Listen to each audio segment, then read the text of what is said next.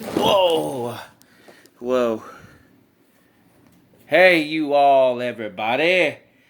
It's time again for Lost in Thought, where I take a look at.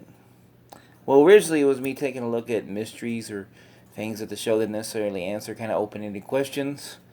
And it's still going to be that here, but also I'm going to give a brief review of what I thought of an episode here in Lost Season 2. So I got the DVD here. And also, in the future videos of Lost in Thought, I probably gonna kind of give some what if scenarios because I feel like that's an interesting idea I've had posted on Reddit, but I didn't get a lot of responses. So I just want to kind of talk about, what if Locke hadn't destroyed the sub, for example? What would have happened? Would Jack and Juliet have actually left? How far would they have gotten? Would they have came back? What if Locke hadn't been able to convince either any of the Oceanic Six or just some of the Oceanic Six? What if Saeed had believed Ben when he told him he was Henry Gale, for example? A lot of scenarios like that. What if Ben had maybe had tried a different tactic with Kimi when he was saying those awful things about Alex and led their death? Now, if Lost isn't your jam, that's fine. Just you don't have to watch this show. I mean, watch this video. I guess you could if you might not know what's going on. Because I'll give a brief synopsis of the episode I'm going to talk about and why it's important. And what this is going to be is about fire plus water. A very divisive, very controversial episode amongst the Lost fans. Because I'll explain, the way I watched Lost was kind of different from some people's. Maybe some people did this too. I don't know, but I didn't start watching it when it started. I actually thought it looked kind of dumb. I was wrong, but anyway, I was wrong. Quote John Locke, I was wrong. But what happened was they used to do recap episodes during the summer, basically, I guess, to keep people excited for Lost. So they would jam a bunch of stuff in the episodes, like what happened in season 1 and 2. And I caught like a 2-hour one that was basically a recap of the first 2 seasons, and I was hooked. Which was kind of bad because it gave me the thoughts that this was how every episode was going to be. It was going to be just jam packed. And I love Lost, but there was some episodes, there's stuff that not a whole lot happens. I like to compare it to Dragon Ball Z a lot. Some episodes are strictly there to kind of move the plot along, but some of that isn't. It's not just there literally fighting or even reaching new levels. Sometimes it's just kind of trying to find something or trying to have some dialogue, which is fine. I don't hate that, but sometimes it's like that, and it's not going to be exactly always what you expect, which is fine. I enjoy it, but I got in the wrong mindset of that at first. But so what happened was I went to my local library and checked out Lost season 1 on DVD. I binge watched it in about 3 or 4 days, and I later on went and bought. I started watching season 3 without knowing season 2, except for the recap episode, and then I ended up buying season 2 for around Christmas. I got season 2 for Christmas, and that's how my fandom kind of started. That's why season 3 to me is not really a bad season, because I started out with it, and to me it was fine. Like the first season, I watched season 1, but first one I watched I guess when it aired. But when I watched season 2, I binge watched it too, and I liked every episode. I didn't have a problem with any of the episodes. Looking back now, there's a few I don't like as much. SOS is kind of weak, not horrible, but whatever. But and I've never been a big fan of 3 Minutes either. I don't really like that one. It's important, but it doesn't do a whole lot for me. But that's fine. If you like it, cool. But Fire plus Water, I had no problems with this episode. I loved this episode. I thought it was great. I've seen the main arguments I've seen is that people don't like it because they feel it has a lot of people acting out of character. John Locke and Charlie, and I'll explain a little bit because I gotta get into this. The reason I'm talking about Fire plus Water, I just watched it again because I've been meaning to watch it again anyway, and I wanted to see it before I did the video because I want to have it fresh in my mind. So the basic thing I'm gonna look at here is, was Charlie in Fire plus Water? By the way, I don't like that name. I think it's kind of dumb. I think it's not even very fitting because it doesn't fit anything that's going on. Then they could have called it Baptism by Fire because that would have been kind of more clever name if it even has a fire part. See what I'm saying? But I want to talk about, is Charlie in Fire plus Water using heroin again? Is he on drugs? Is he, methed out? Not methed out. Is he fucked up, basically? Now, to do a brief recap, if you're not familiar, or if you need a refresher. And see, the beginning of Lost, Charlie Pace, who was a rock star from a band called Drive Shaft that was kind of one hit wonders, is a serious drug addict, specifically heroin, to the point that he was even trying to get high on the plane as it was crashing. And he specifically goes with a group of people in the first episode to see, like, I think it was the fuselage of the plane to find the drugs he had on the plane.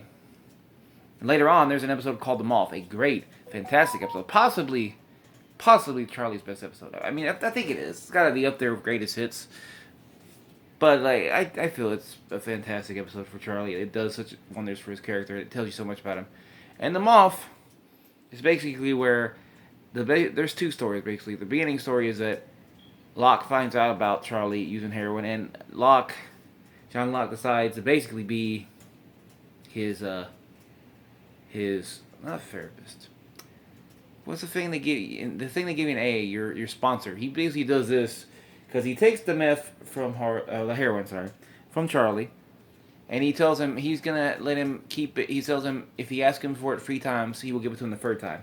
Basically, sort of by giving him the opportunity to quit on his own terms, but also taking it from him. And then throughout the episode, we see Charlie is going badly, and this is why Locke notices him. He's withdrawing. It's a thing, obviously, that people who are addicted to drugs go through. And he ends up causing a cave-in in that episode. And the moth name is actually about something about the cocoon of the moth and how Locke and how the moth has to fight his way out to get stronger, and he wants that for Charlie. And the basic premise is that by the end of the episode, by the very end, we get Charlie asking for the 3rd time for the heroin back. And Locke tells him, "Are you sure about this? This is the 3rd time. Are you sure?" He's like, "Yeah." He gives it to him and he throws it in the fire. A great, brilliant moment. Probably his best moment until not Penny Smoke. And later on in season 1, he does say that John Locke saved his life. And this is specifically what he's referring to. So it's two things that are clearing this up is that the reason I'm bringing all this up is that throughout this episode, you see Charlie very much going through the physical anguish of withdrawals. And in Fire Plus Water, it's implied, even spoken out loud several times, that Charlie is using heroin again. He has a stash of the Virgin Mary statues that had heroin in them that he has hidden in the jungle. But we see in the episode he smashes one to get the heroin out, but he doesn't use it. But he gets caught by Locke. And then Locke takes the statues and he claims that he was going to use it, and he claims he wasn't. And he even tells Jack later on he wanted to use it badly. Now, why I'm bringing all this up is because I think it's pretty clear, even though the episode kind of tries to keep it ambiguous, he clearly wasn't using heroin. Now, yeah, maybe you can't, even if you don't believe Charlie's word about it, let's look at Charlie throughout the episode. He doesn't look the way he looked in The Moth. He doesn't seem to be, at least when he's awake. When he's dreaming, he's freaking out, but when he's awake, he seems to be pretty relatively normal. And let's think about what the stuff this dude went through, alright? He's basically been on this island for 50 days, give or take. I think it's a little more than 50. But anyway, it's like 50, around 50 days. He basically, at this point, is a social pariah already, even though he hasn't really done throughout the episode, he's become more of a social pariah. Like, he's basically lost the love of his life, and Clara, she's mad at him because he didn't tell her about the stash of the Virgin Mary statues, and thinks he's a heroin addict again. And in this episode, she blatantly tells him that there was nothing before, they were just friends. Which, is pretty bullshit, because there clearly was a romantic relationship going on there. At least they had chemistry, and at least she played with it, because, the way she acted around him, the way her and Charlie were together was not the way him and Hurley were together, who were also friends. So that's one thing, he's dealing with that. Basically, the woman he loves rejected him on this island, this crazy-ass island, where you got smoke monsters, and polar bears, and crazy people running around the jungle trying to kill you, and who are only basically held back from a truce where there's an imaginary line around the island that, if you think about it, is more of a suggestion than an actual rule that could pretty much be broken at any time.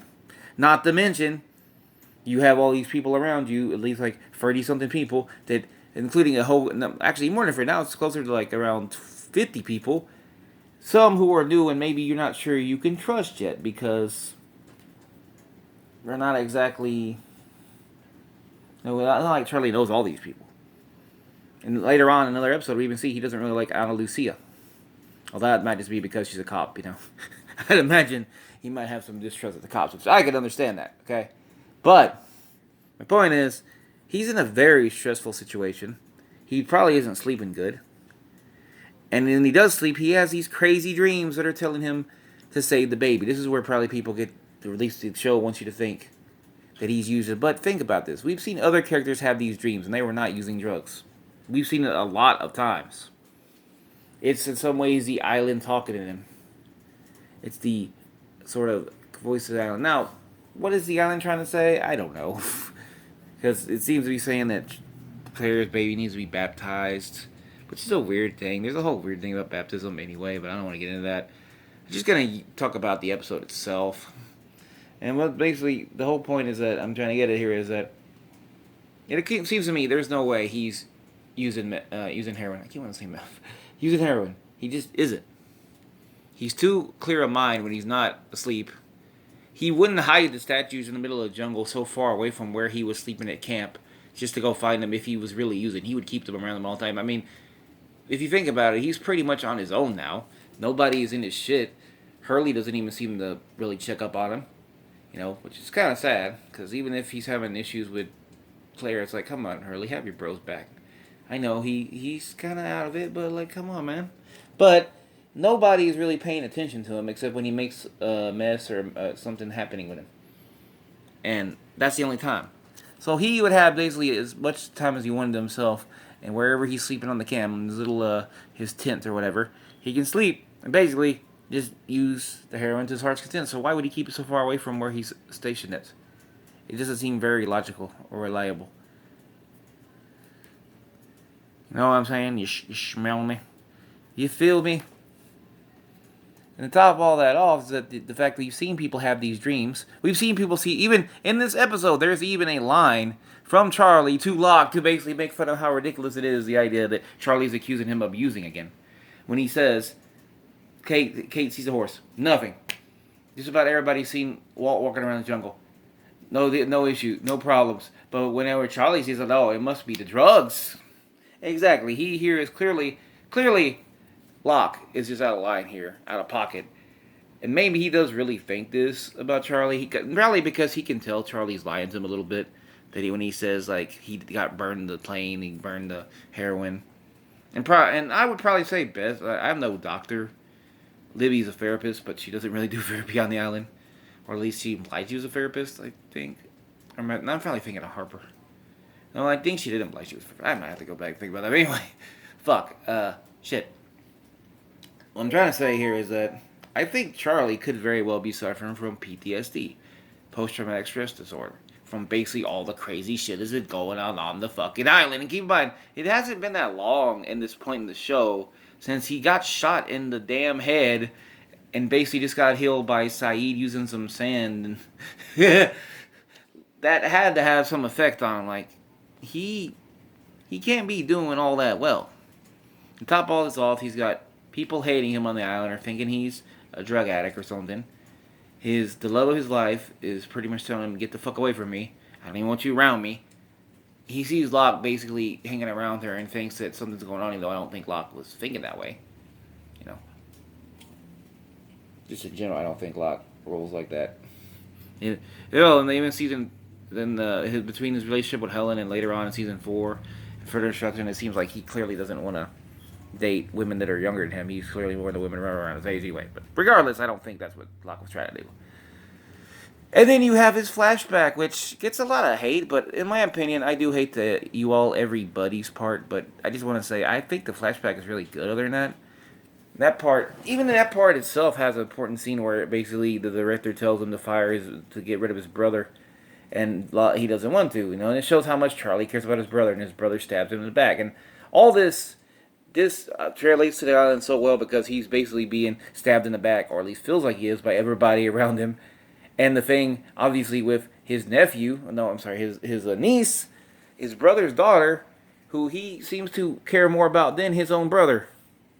He seems to get her a lot more because I think deep down inside what Charlie actually wants, which, I mean, it's pretty clear at least at this point in the show, what he wants. It doesn't really get said later on, but even at any point. But I think he really just wants to be successful and have a music career and be, able to save himself like that. But he wants to have a family. You know, he wants that a good a son or daughter and a wife. And I think he wants to take care of. I think he wants to have a baby. I think that's what Charlie wanted. I mean, we really don't get any confirmation of that until basically the flash forward.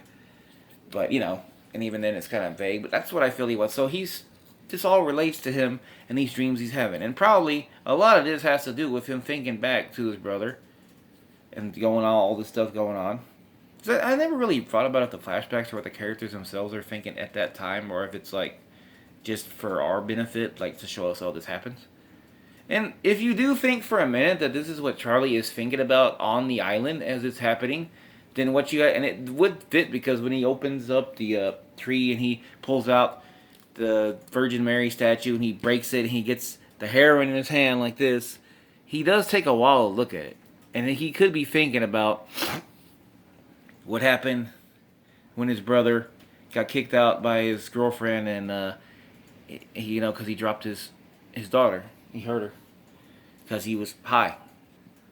He could very well be thinking about this. And if that's the case, this fits even more in the theory that Charlie is just not doing well. He is having a very bad time, to put it mildly.